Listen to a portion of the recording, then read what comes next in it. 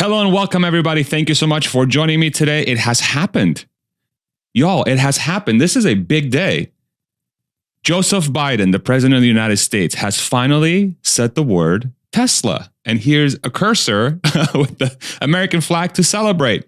Of course, I'm being a little trolly, but it is a kind of a big deal here that the president of the United States, Joe Biden, has mentioned Tesla. What seems like for the first time, if you've been following the story of Tesla, Elon Musk, and the Biden administration here in the United States, you know that there's been a lot of tension between those two parties. But this is the first time, really, that I can remember, and many can remember, that Joe Biden has actually mentioned Tesla by name. And I'll just real quick read the tweet. This is from President Biden. This was tweeted yesterday at 4:19 my time Central. In building our EV charging network, we have to ensure that as many chargers work for as many drivers as possible. To that end, Elon Musk will open a big part of Tesla's network up to all drivers. That's a big deal, and it'll make a big difference. And this is sort of in response to some of the policies that the U.S. administration is putting in place to advance the adoption of electric vehicles. And that's tied really to the Inflation Reduction Act, which has a lot of EV incentives, solar infrastructure incentives, battery incentives, so on and so forth. And of course, Elon Musk had to reply shortly after. Thank you. Tesla is happy to support other EVs via our supercharger network, which this is kind of cool. Finally, we get some little bit of semblance here that the United States government and Tesla and Elon Musk are working together, even if it's slightly in very small ways. I think it's a positive. If you've been following this saga, of course, you know that I would argue a lot of it probably started with the U.S. admin attacking Elon Musk and Tesla for due to probably politics and things like that. But now that they're coming together in small ways, I think this is great for the American public and, of course, the adoption of EVs. So what does this mean to me? So the way I view this is that Tesla's charging leadership is no longer a secret. I think this is something where the U.S. government is really leaning on Tesla now to help them advance some of those policies they put together with the Inflation Reduction Act to get as many EVs on the road. And of course, this is a positive for anybody who wants to purchase an EV, that now you've added additional charging places for your electric vehicle on your route. So even if it's a Ford, a Hyundai, whatever it is, if the supercharger network is being open for those people to use their car and charge them on their routes, then this is a huge plus for the drivers. It's no secret that Tesla has the most chargers, the most reliable in the United States, some of the fastest charging speeds. And as a Tesla owner, I mean, these things have been incredibly reliable. So this is just a huge plus for everybody. I'm very happy to see it. It's also, again, like I said before, Biden admin and Tesla are working together. This is really a first that's been so public around this topic, which I think is both a plus for Tesla and the Biden administration. So I want to give kudos to President Biden and his administration for really starting this relationship. I think there's a lot of mutual benefit here between the two parties. And so thank you, President Biden, for acknowledging Tesla and really trying to work together. And thank you, Tesla and Elon Musk, for accepting that and hopefully moving forward into a stronger relationship. But I do think, in the end, I do think Tesla will benefit the most from this partnership. Of course, Ford, GM, Hyundai, and all these other brands that are looking to build more EVs, legacy automakers, will benefit from having more chargers, which is going to make it easier for them to sell it to their cars to customers. But I do think Tesla will, in the end, benefit the most. And there's multiple reasons why. One, now we have a situation where Tesla is going to be able to charge for charging for cars that are not Teslas. So essentially, they're going to be able to make money from Ford customers, GM customers, Hyundai customers when they use a supercharger. And they'll probably charge a little bit extra versus what Tesla owners will pay to try and create some sort of incentive potentially for people that visit those chargers with those legacy automakers that says, hey, if you had a Tesla, you would pay a little bit less. So Tesla has the ability to do that. But even if they keep it at the same price, that means that Tesla is opening up how much money they can make from the supercharger network, not just with their cars, but from everybody's cars. And over time, as we get to 100% EV adoption in the US, at least, then you're going to have not just Tesla vehicles. Again, you might have 4x, 5x, 10x more cars that you're going to be able to make money from on your supercharger network. So this is great from a business perspective. It's also a form of advertising. So think about your Mustang Mach-E owners or your F-150 Lightning owners or your Ioniq 5 owners showing up at a Tesla supercharger. More likely than not, they're going to be surrounded by Tesla owners. And one of the things that's really cool about EV owners, period, is that they love to show their cars. So you're going to see this thing, I think, starting to appear where you're going to have EV owners going to, hey, look at this Mustang Mach-E, what it can do. Look at what my Model Y can do. And this is sort of free advertising that Tesla has now opened up on their supercharger lots. It's almost like the legacy car owners are almost paying for Tesla to show them their vehicles in a way, which is kind of like a odd dynamic that's starting to appear. But I think it's a net benefit to Tesla here for sure. It's also beneficial to Ford owners as well, as an example, because maybe there are Tesla owners that like the Mach-E better than the Tesla, and they end up buying a Mach-E, knowing that they can have the supercharger network access. But in the end, this is great for all brands, really, and it's going to help widen the pool of EV adoption. I really do believe so. However, around this sort of thought process of advertising, I think these supercharger network locations, the supercharger locations, are starting to become into what they're starting to turn into what today you can think of as a dealer lot. So when you go to a Ford or GM dealer, you have, they have all these cars in the lots. I think the supercharger network is beginning to turn into that with them opening up this network. And so here's a sort of a picture that I want to use as an example for this. This is a new location, supercharger location in Temple, Texas, 48 stalls. If you're from Texas, you probably know this logo really well. This is a Bucky's, and Bucky's is the pride and joy of Texans everywhere, as well as H-E-B, which is their grocery store. Think of these as gigantic gas stations, if you're not familiar with Bucky's is. And if you look at this parking lot here, pretty big parking lot. And the entire perimeter is really surrounded by Tesla chargers, and they're going to be more around the area. And so what's going to happen here in the next couple of years as the supercharger network continues to expand, you're going to have a situation where a lot of these locations, you're going to be surrounded by Teslas in these giant parking lots.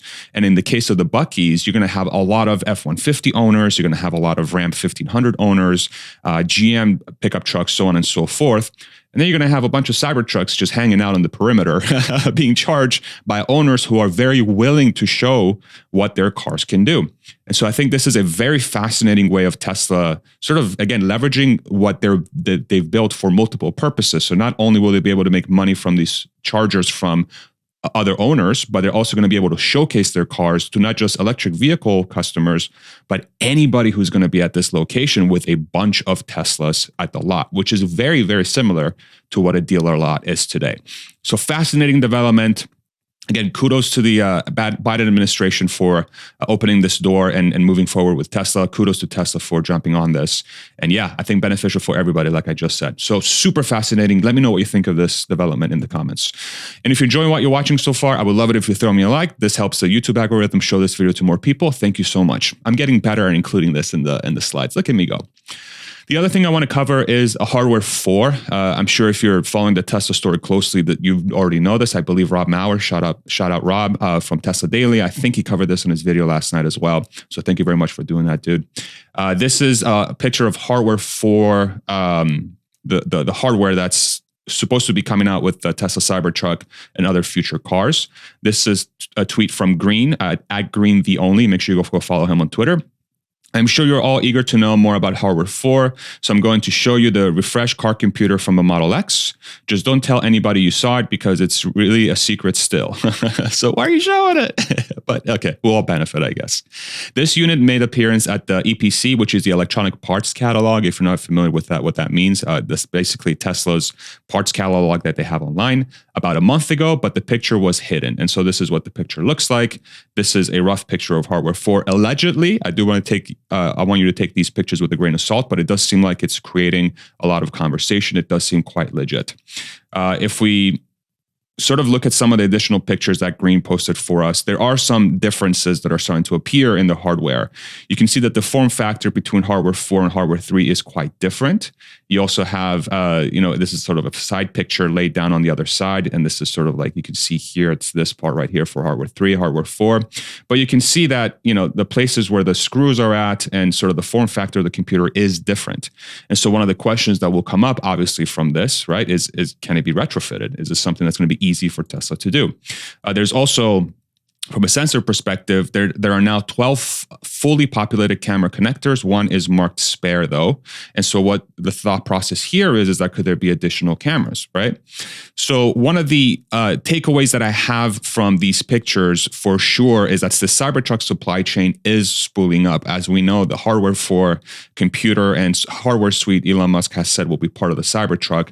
And so this is obviously, if these pictures are true, it means that the supply chain for the Cybertruck is spooling up. So we have additional confirmation that, hey, Cybertruck's happening. Cybertruck's happening. It's just a matter of when and getting an idea of when production will start. So that's obviously a positive from this. There's obviously the big question that comes up, though, and this is really a big topic of discussion, is hardware 4 going to have more cameras?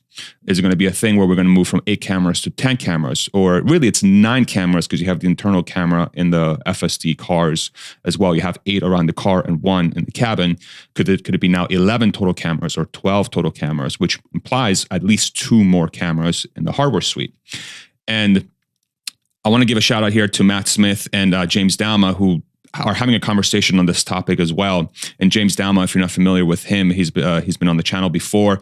Just a phenomenal resource for AI and full self-driving and really anything related to that type of field. Just phenomenal resource. And Matt's okay too. No, just kidding. Matt's great. He's an amazing asset to the community. And the question here about 4 hours ago, hey, James, if Tesla were to make hardware changes such as different locations or more cameras, how difficult would it be for hardware 4 vehicles to use software primarily developed with hardware 3? Would Tesla run different versions on the 2 hardware configurations? Would hardware 4 take time to, so on and so forth? You kind of get the idea. Matt's asking a lot of questions here around what is going to be the change here from hardware 3 to hardware 4 from a software perspective. And James replies, if there is a substantial sensor suite change, they'll want to capture training data on new sensors, but can keep existing software. Tuning will be required, maybe 6 months to match performance of existing hardware 3. Hard to say, depends on a number of trade-offs and what other software changes they roll in. And so the thought process here is if there's additional cameras that are going to be in hardware 4, could there be more retraining that needs to be done? An additional time for hardware 4 to come to parity, at least with hardware 3. And James thinks that might be the case, even if they're using old data from hardware 3 into hardware 4. I'm also curious to see if this hardware change will be part of Highland. We know it's going to be part of Cybertruck. Apparently, it was in a Model X as well, based on the picture that we got before. Will this also be part of the Highland project? And if you're not familiar with this, is really the Model 3 project that's going on that I believe is just going to be a refresh, similar to how the Plaid cars for the Model S and X kicked in.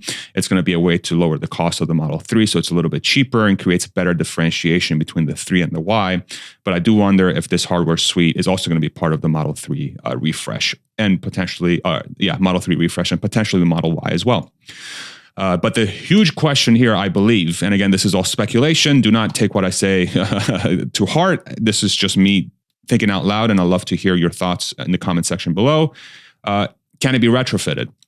And the reason why I asked this question is there could be a situation where hardware 4's capabilities are greater than hardware 3, and it might cause a little bit of a separation between what can be a robotaxi or what can't be a robotaxi. And of course, a robotaxi would be something where you just let the car go out and make money for you as a taxi. On the quarterly call, I believe in Q4, Elon Musk mentioned that hardware 4 would be a tough retrofit for hardware 3, which implies more than just a computer change, more cameras, more harnesses, different setups for those cameras, different housings potentially. So it could pose a challenge to gain similar capabilities as hardware 4. But really, in addition to that, the question really becomes, is hardware 4 required for robotaxi? Is it something that has to exist for Tesla to be able to ship the robotaxi suite to the new hardware? Or is it going to be, rather, I should say, is the robotaxi reserved strictly for hardware 4? And could hardware 3 take advantage of the robotaxi software once they spool it up? And this is where I think there's still a little bit of a gray area. And we're going to have to wait and see how Tesla develops the software over time and what happens with this. So this is one of my big open questions. Of course, will hardware 3 reach level 5? It's another question that has been asked around the Tesla community. I'd love to hear your thoughts in the comment section below. Do you think it's going to be able to reach level 5? Would you mind if it can't reach level 5 and hardware 3 is just a level 4 system where you can just let the car drive you, but theoretically you couldn't use it as a robotaxi?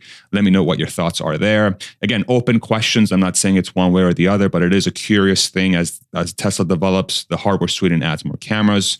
And I do hope that we get a lot more information around this on Investor Day in March 1st. Curious to see what Elon Musk says around this.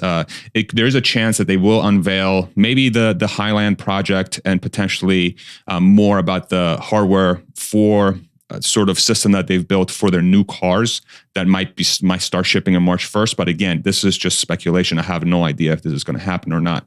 But I'm curious to see if they will talk about this at Investor Day. There's a lot more coming out. And as Cybertruck reaches sort of the first day of a real production and they start doing deliveries, it's going to be harder and harder to hide these things from the public because you're going to have leaks as that supply chain gets bigger and bigger, which maximizes the chances of somebody getting their hands on something and then sharing something they shouldn't. So it's just part of scaling up as a company, unfortunately. So thank you so much for watching so far. I do want to give you a heads up that I am making some changes to my Patreon and the YouTube join button below as well. I'm going to be shifting fully away from Patreon into just YouTube subscriptions. And the reason why is because on every Friday, we do a community forum that lasts about an hour and a half that's public for viewing. But then we have about an hour sort of talk afterwards that's private and it's only for my community where we discuss really anything that my community wants to talk about.